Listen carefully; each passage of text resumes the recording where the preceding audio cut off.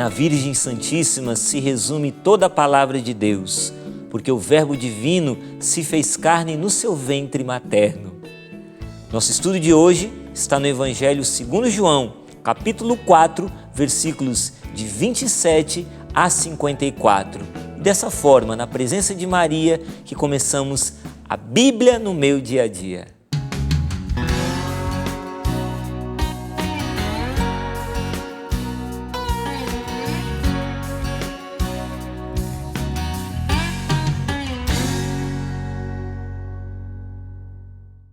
Mais uma vez, é uma grande alegria, uma imensa satisfação poder chegar aí na sua casa. Juntos, eu e você, vamos meditar sobre a palavra de Deus, fazendo o estudo da palavra. É o nosso alimento diário, é o nosso maná de cada dia, esse contato com a palavra de Deus. É tão importante isso para o nosso crescimento espiritual, não é verdade? Para o nosso amadurecimento na fé. Nada melhor do que nos debruçarmos a cada dia. O estudo tem que ser diário. Então, a cada dia, nos debruçando na palavra de Deus, nós vamos crescendo na fé. E para começarmos nosso estudo, nada melhor do que a gente começar em oração, não é verdade? Vamos juntos? Em nome do Pai, do Filho e do Espírito Santo. Amém. Vamos invocar a presença de Nossa Senhora sobre nós. Ave Maria, cheia de graça, o Senhor é convosco.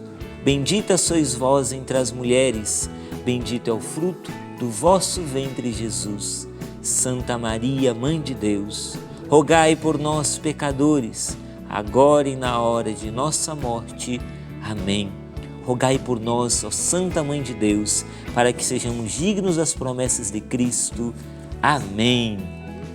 João capítulo 4, a partir do versículo 27 até o 54. Vamos juntos? Nisto chegaram os discípulos e ficaram admirados ao ver Jesus conversando com uma mulher. Mas ninguém perguntou: o que procuras? Nem por que conversas com ela? A mulher deixou a sua bilha e foi à cidade, dizendo às pessoas: vim de ver um homem que me disse tudo o que eu fiz. Não será ele o Cristo? Saíram da cidade ao encontro de Jesus. Versículo 31. Enquanto isso, os discípulos insistiam com Jesus: Rabi, come. Mas ele lhes disse: eu tenho um alimento para comer que vós não conheceis. Os discípulos comentavam entre si: será que alguém lhe trouxe alguma coisa para comer? Versículo 34, Jesus lhes disse: o meu alimento é fazer a vontade daquele que me enviou e levar a termo a sua obra. Aqui, meus irmãos, no versículo 34, a gente encontra um princípio eterno. Jesus falando: o meu alimento é fazer a vontade daquele que me enviou e levar a termo a sua obra. No reino de Deus funciona assim. Nós somos alimentados quando fazemos, somos sustentados pela obediência, quando fazemos a vontade de Deus, quando buscamos em todas as coisas fazer a vontade de Deus. Então, tiramos isso como um princípio para nós, um princípio de vida mesmo, um princípio eterno. No reino de Deus é assim que funciona. A obediência, fazer a vontade do Pai, é o alimento nosso, nos sustenta na caminhada. Vamos prosseguir? Versículo 35. Não dizeis vós: ainda 4 meses e aí vem a colheita? Pois eu vos digo: levantai os olhos e vedes os campos, como estão dourados, prontos para a colheita. Aqui, meus irmãos, versículo 35, tem uma ordem de Deus aqui. Ela está até no imperativo: levantai os olhos e vedes os campos, né? Vou anotar aqui no versículo 35, uma ordem, a ordem a gente anota na cor vermelha. Olhai os campos, vede como estão dourados, prontos para a colheita. Para mim, essa ordem aqui que Deus dá é uma ordem muito interessante. E eu tomo posse dela como uma ordem. Levantai os olhos e vede os campos. Eles estão prontos para a colheita. Para mim, Deus está falando, me dando uma ordem de dizer: olhe para o povo que precisa ser evangelizado. Olhe a messe, né? A messe é grande, poucos são os operários. Olhe, o povo precisa de evangelização. É uma ordem de Deus para mim hoje. Versículo 36, aquele que colhe já recebe o salário, ele ajunta fruto para a vida eterna. Assim o que semeia se alegra junto com o que colhe. Versículo 37, pois nisto está certo o provérbio: um é o que semeia e outro é o que colhe. Eu vos enviei para colher o que não é o fruto do vosso cansaço. Outros se cansaram e vós entrastes no que lhes custou tanto cansaço. Aqui eu quero dar uma rápida pausa no nosso estudo Porque nesse versículo 37 me chamou a atenção e eu tenho uma dúvida agora. Eu vou recorrer ao nosso biblista, meu irmão Denis Duarte, para que ele me esclareça aqui, porque Jesus está citando um provérbio. E eu me recordo que em outras passagens da Bíblia, Jesus também nos evangelhos, ele gosta muito de citar provérbios. Então eu pergunto, Denis, por favor, me ajuda aí para entender. Esse negócio de Jesus citar provérbios, é algo que ele usava isso como? Por que ele usava isso? É uma técnica, tipo uma técnica de pregação, de ensinamento que ele usava? Qual o sentido disso? Por que Jesus gostava tanto de citar provérbios quando ele evangelizava, quando ele ensinava aos seus discípulos? Muito bem, Alexandre. Vamos continuar aqui firmes no estudo do Evangelho segundo São João. É muito comum no Evangelho a gente encontrar citações de outros textos, porque são ora provérbios, ora tradições orais, são citações de salmos. As pessoas conheciam a sua religiosidade, por isso muitas vezes citavam outros textos. Isso a gente chama de tradição literária. Você cita um outro texto que você conhece ali para a realidade que você está vivendo e não é diferente no Evangelho. Um exemplo nós temos com o próprio evangelista João. O evangelista João faz uma citação de um texto que Jesus disse em outros evangelhos. Jesus disse em outros evangelhos, um profeta não é aceito em sua própria pátria. Aí, no evangelho de João, é João que coloca isso. Ele coloca inclusive entre parênteses, bem que Jesus nos disse. E aí ele cita esse texto que Jesus disse em outros evangelhos. Por que Jesus disse esse texto e por que João coloca esse texto no seu evangelho? Jesus disse isso nos outros evangelhos num contexto em que ele estava na sua terra natal, na sua terra em que ele cresceu e viveu, e ali ele não foi reconhecido como Messias. Fez lá grandes feitos, mas saiu de lá sem ter esse reconhecimento. O evangelho de João é um pouquinho diferente. Evangelho de João, Jesus está na região sul da Judéia, não é reconhecido como Messias, passa pela Samaria, que é considerado pelos judeus terra de pagãos, e lá ele é reconhecido como profeta, e chega na Galiléia, é reconhecido sim como homem de Deus, como um profeta. Mas qual é o problema para São João aí? É que ele não é reconhecido na Judéia como profeta, como Messias.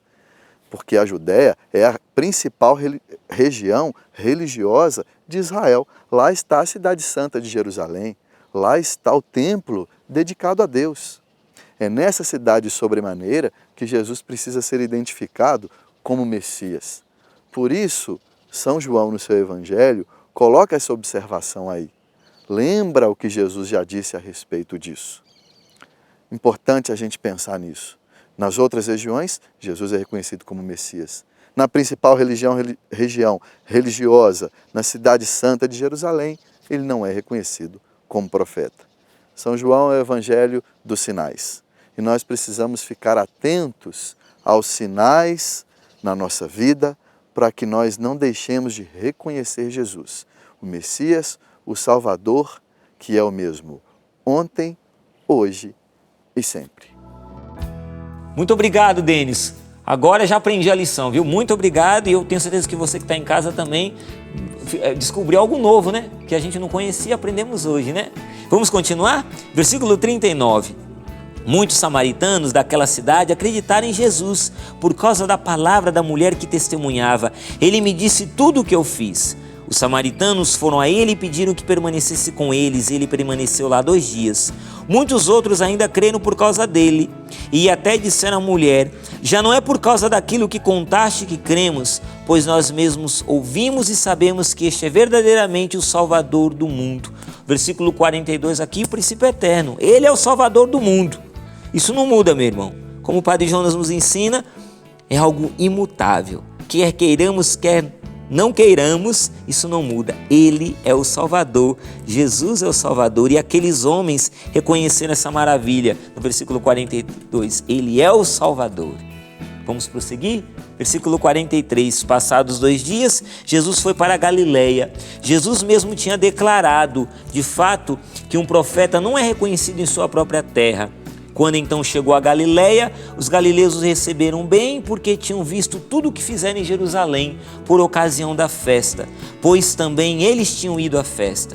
Jesus voltou a Caná da Galiléia, onde tinha mudado a água em vinho. Havia um funcionário do rei, cujo filho se encontrava doente em Cafarnaum. Quando ouviu dizer que Jesus tinha vindo da Judéia para a Galiléia, ele foi ao encontro dele e pediu-lhe que descesse até Cafarnaum para curar o seu filho que estava à morte. Jesus lhe disse, versículo 48, se não vides sinais e prodígios, nunca acreditareis. O funcionário do rei disse, Senhor, desce antes que meu filho morra. Ele respondeu, podes ir, teu filho vive. O homem acreditou na palavra de Jesus e partiu. Enquanto descia para Cafarnaum, os empregados foram-lhe ao encontro para dizer que seu filho vivia. O funcionário do rei perguntou a que horas o menino tinha melhorado. Eles responderam, ontem, à 13h, a febre passou. O pai verificou que era exatamente nessa hora que Jesus lhe tinha dito, teu filho vive. Ele então passou a crer juntamente com toda a sua família. Que beleza, né? Versículo 54. Também este segundo sinal, Jesus o fez depois de voltar da Judéia para a Galiléia. A mensagem que eu tiro hoje, eu quero ficar com esse versículo aqui. O versículo me tocou muito, esse versículo 50, quando Jesus responde para aquele homem, né? O homem, o funcionário do rei, desesperado porque seu filho estava morrendo. E Jesus vai dizer, podes ir, teu filho vive. E aí esse versículo me tocou muito. O homem acreditou na palavra de Jesus e partiu. Essa é a mensagem que eu vou tirar para mim desse estudo de hoje. O homem acreditou na palavra de Jesus e prosseguiu seu caminho, partiu. Eu quero acreditar na palavra de Jesus sempre. Acreditando na palavra de Jesus, eu posso prosseguir o caminho, eu posso prosseguir adiante. E com essa mensagem que eu tiro para a minha vida, eu quero prosseguir adiante. E como é que eu vou colocar em prática? Eu vou colocar em prática da seguinte forma: eu vou em tudo, em todas as situações, nas tribulações, nos sofrimentos, nas dificuldades, nas precariedades da vida, em tudo, eu quero tomar posse hoje, quero acreditar na palavra de Jesus e acreditando na palavra, eu quero partir, seguir adiante. Então uma prática que eu vou no dia de hoje assumir, eu vou me lembrar muito de versículos da Bíblia, versículos onde tem promessas de Deus para mim. Eu vou me lembrar, vou exercitar hoje, a prática que eu vou fazer é essa. Durante todo esse dia eu vou exercitar, me recordar, vou buscar recordar dentro de mim essas passagens. E alimentado, acreditando na palavra de Jesus, eu vou seguir adiante. Vou fazer assim. Então eu vou anotar aqui a mensagem de Deus, a prática. Eu faço daqui, você faz daí, tá bom? Prossiga nesse tesouro da palavra, leia mais uma vez. Nesse tesouro que é a palavra de Deus, você vai tirando coisas novas e coisas antigas. Então se debruce sobre a palavra, vai fazendo o seu estudo aí, vou fazendo daqui. E assim, alimentados pela palavra, a gente prossegue adiante. Combinado? Me despeço de você. Assim, fazendo estudo, a gente se despede. Até a próxima. A Bíblia no meu dia a dia. Um grande abraço.